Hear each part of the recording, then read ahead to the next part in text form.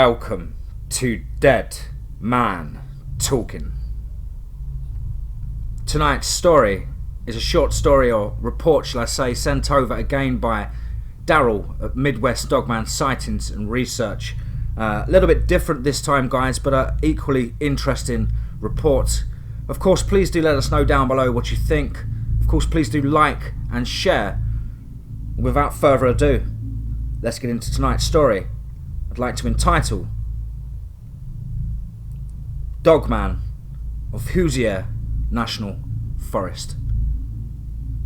Let's get straight into that.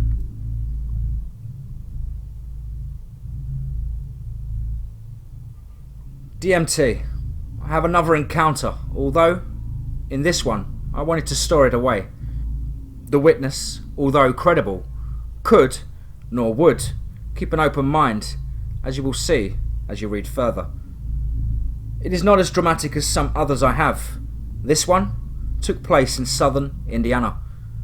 It was June 14th, 2015. A family were driving back from Louisville, Kentucky, to Mitchell, Indiana. They had attended a birthday party for a relative. The time was between 10 and 11 p.m. The couple's two sons and daughter, thank God, were sleeping in the back seat of the vehicle. They were driving northwest on Indiana and were just outside of the Hoosier National Forest. Now this is where it gets strange.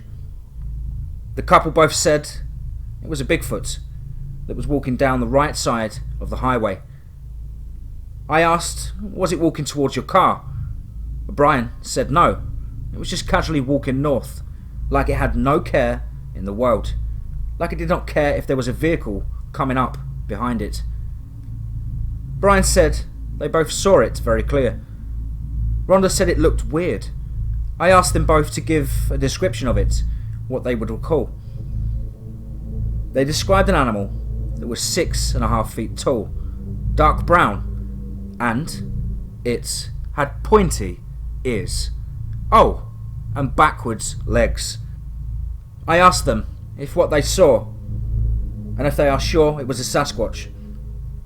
They said pretty sure, and I told them what they were describing was not any type of Sasquatch I'd ever heard of. What they were describing was a Dogman. I asked them how they saw the backwards legs. It turned left and took 3 long strides and was in the forest. That's when they saw the profile. Rhonda then said that this thing had a long nose, or snout. I asked her to elaborate. She said it had a nose like a dog. I said, muzzle. Yeah, that's it, she said. Had a green plant life, like leaves and some moss on its legs or rear end. I asked if they saw it had a tail. Both said no. No tail. They believed that that can be the only explanation. I had to explain that the Sasquatch was not the only cryptid living in the wilderness on this planet. Then I told them what they were describing was a werewolf-type creature. The reply back was no way.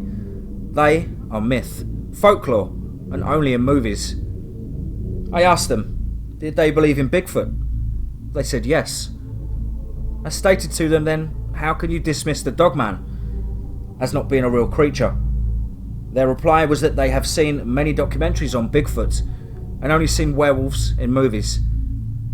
I asked them, could they explain the leg structure and why this creature had a muzzle? The reply was, could be inbreeding. This was a referral encounter from my brother who researches Bigfoot sightings.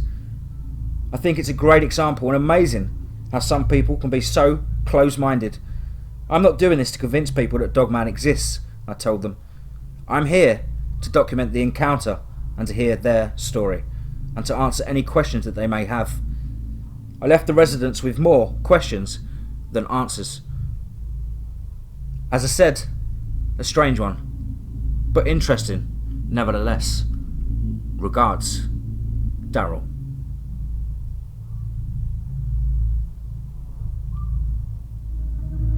Wow, thank you, brother.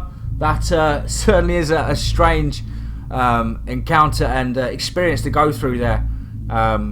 having to explain to them the Dogman, and still they're adamant that it was a Bigfoot. I guess with these encounters sometimes the way it rocks people's systems and literally can make your brain shut down for an X amount of time, you know, piecing together what ifs and what words are just out the window, and your brain just logically goes for something that it already recognises.